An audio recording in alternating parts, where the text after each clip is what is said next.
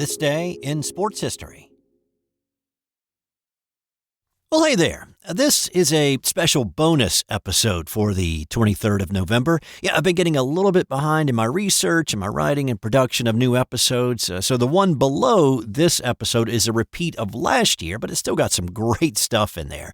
So instead of disrupting the feed, I thought I'd just leave that episode alone and post a bonus episode with a couple of stories that I came across that happened on this day in sports history. So with the Alabama-Auburn game coming up next Saturday, I revisit one of the classics from Iron Bowl history, and I've got a story from the boxing ring that led to some much-needed changes. Unfortunately, it did take somebody dying to bring about those changes. So it's November 23rd, and let's start with what happened on this day in the 1996 edition of the Iron Bowl. Alabama had been a dream job for Gene Stallings. He'd proudly walked in the shadow of his mentor, Bear Bryant. First as a junction boy at Texas A&M under the tutelage of Bryant, later as an assistant coach at Alabama under Bear, helping the Crimson Tide win 2 national championships in the 60s. And just like Bryant, he returned to his alma mater as head football coach at Texas A&M. He spent 7 seasons there. Now, while Stallings' success in College Station was not close to Bryant's, he eventually found his way back to Tuscaloosa to take the head job at Bama. But here in '96, Stallings was getting tired. Not of coaching, he still loved coaching. But he was tired of the current situation at Alabama. According to some folks, after a 1-point loss to Mississippi State the week prior to the Iron Bowl, an unhappy athletics director, Bob Bockrath, came into the locker room questioning decisions made during that game. That had apparently irked Stallings. There were also rumors of a battle going on between University President Andrew Sorensen and Bockrath for control of the overall athletics program. Stallings wanted no part of the power struggle or to be caught anywhere in the middle of it. He wanted out.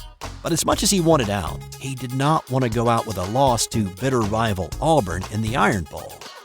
Early on in this 1996 edition, it looked like he would not have to worry about that at all, as the Tide jumped out to a 17-0 lead in the first quarter before Auburn knew what hit them. The Tigers counterpunched quickly, though, kicking a field goal in the first to staunch the bleeding and then put 17 on the scoreboard themselves in the second quarter to take a 20-17 lead into the locker room at half. Auburn added a field goal in the third to take a 6-point lead, and it stayed that way until late in the fourth. The Tigers picked off 3 Freddie Kitchens passes throughout the day, and things were not looking good for Bama as they took over on their own 26-yard line. They made a subtle change, though, putting Kitchens in the shotgun, something they'd done only a handful of occasions that season, and the Tide rolled down the field. With 30 seconds left, Bama was knocking on the door, but they still had to put a foot in the end zone. Here's the voice of the Crimson Tide, Eli Gold, with the call from that day. On the 2nd and goal from the 7, Riddle is the running back. 2 wideouts right, 2 wideouts left. Shotgun, Kitchens gets the snap, throws left, Riddle makes the grab, 5, angles right, 3, 2, 1, touchdown, touchdown, touchdown with 26 seconds to go. This Iron Bowl is tied at 23, and it's for the Tide to win it with an extra point. John Brock kicked the extra point, and Alabama led 24-23. Auburn did have a shot, but they ran out of time. Gene Stallings and his Alabama Crimson Tide had won the Iron Bowl along with the SEC West and a spot in the SEC Championship game. After the game, Stallings announced that he was retiring from coaching at Alabama. I just want the absolute best for the University of Alabama. And that's the reason I made that say. I think I've done a good job. I don't think there's any question about that. But the reason I've been able to do a good job is because I've been surrounded with good people. Sir Isaac Newton said it this way. He said, if it seems I can see further than most people, it's because I've stood on the shoulders of giants. Stallings stuck around for the SEC Championship game, losing to eventual national champion Florida, and then he coached the Tide against Michigan in the Outback Bowl to win his 70th game in 7 years. A nice round number. Unfortunately, 8 wins were vacated later due to NCAA violations surrounding Antonio Langham and his eligibility during the 1993 season, so Stallings officially finished with 62 wins at Bama. Now the thing is, He never meant for Alabama to be his last coaching job. He wanted to coach again somewhere, but he never got another opportunity.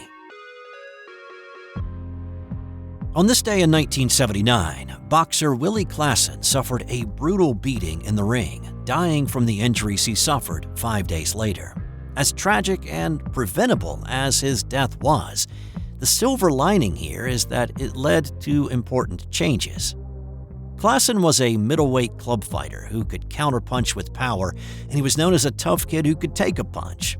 He took his 16-win, 6-loss record into MSG's Felt Forum against up-and-coming middleweight Wilford Scypion. Scypion had a record of 12 wins and no losses at this point. Now, the thing is, Classen should not have been in the ring on this night at all. He'd been knocked out in his 2 previous fights, and there are some who say he should not have been medically cleared for this one. Classen took a beating in the early rounds. He fought back in the middle rounds, even winning 1 or 2 before the 9th.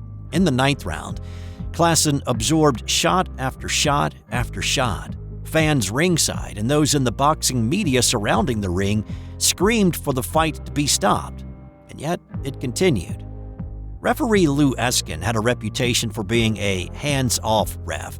Boxing manager Patty Flood said 6 months before this guy Eskin will get a fighter killed. When the bell rang to end the 9th, Classen did not know where he was as he wandered back to his corner.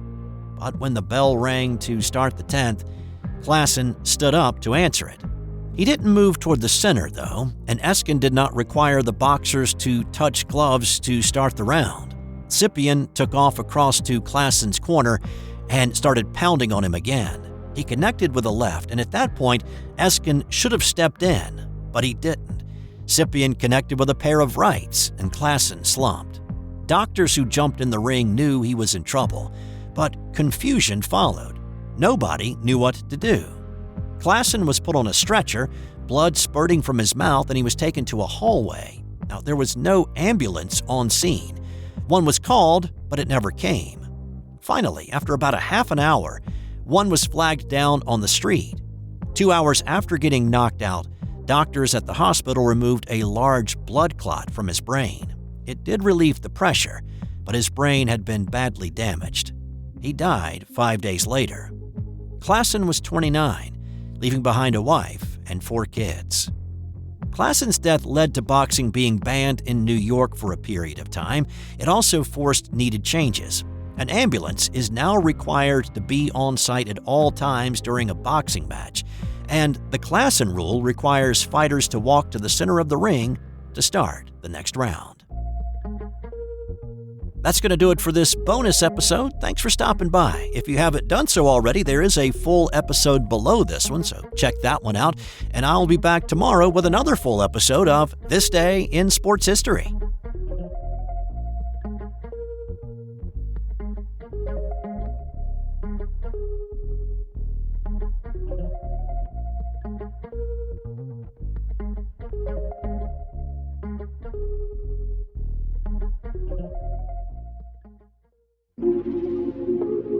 This has been an original Thrive Suite production.